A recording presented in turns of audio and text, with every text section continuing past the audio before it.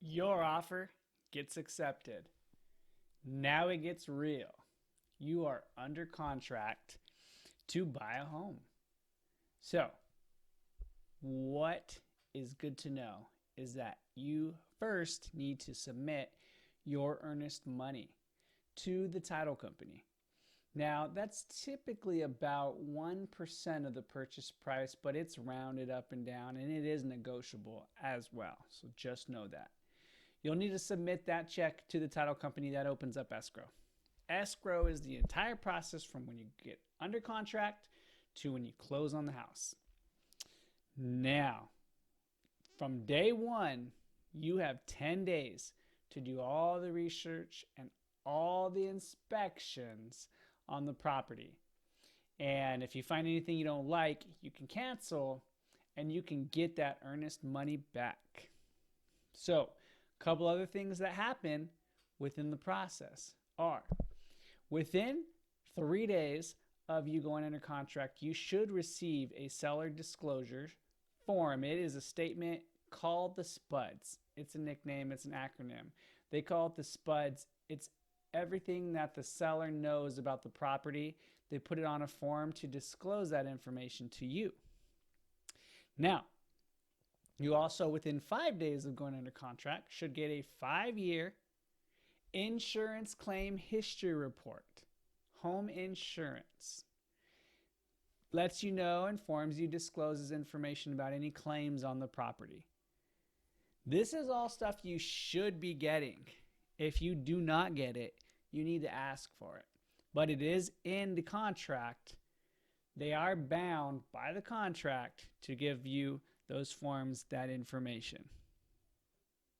In addition, you'll be receiving CC&Rs, which most builders have, a lot of builders have.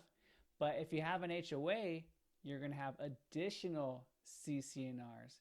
There's also sometimes additional rules and regulations for the HOA that you need to be aware of. Once you receive those, which should be sent directly to you via email or directly to your house through the postal service, you have 5 days to review those. Make sure you understand all the rules, get information and disclosures on all of the potential assessments and the HOA fees.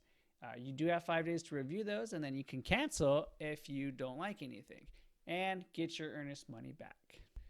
You do pay for an inspection. You do not want to go without paying for a full general home inspection. Now, the best way to handle that is pay for the general inspection.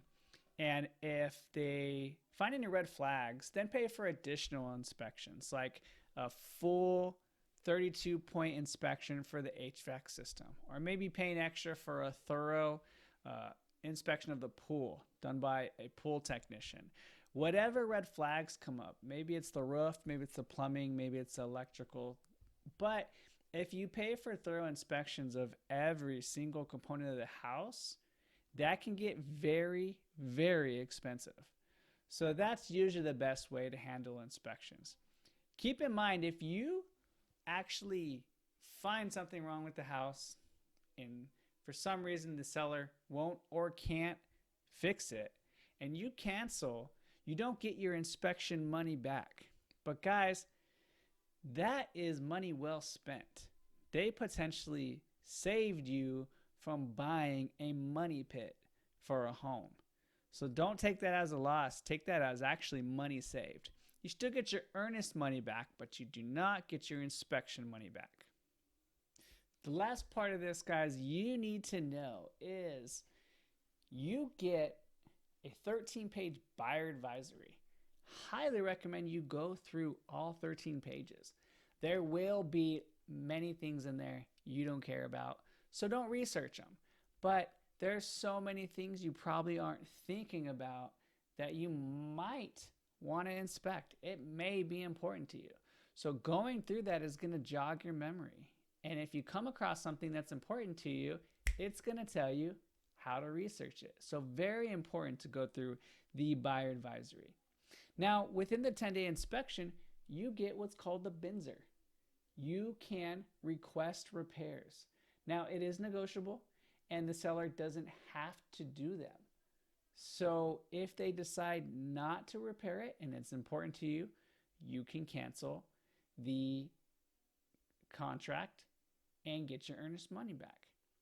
This will go right into ordering the appraisal. They're kind of aligned side by side, and this is tricky. So I'm going to wrap it up with this last point.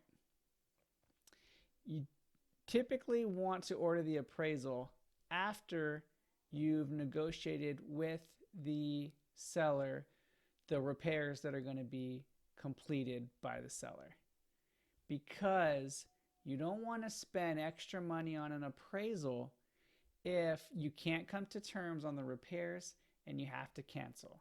It's just money wasted. But talk to your lender.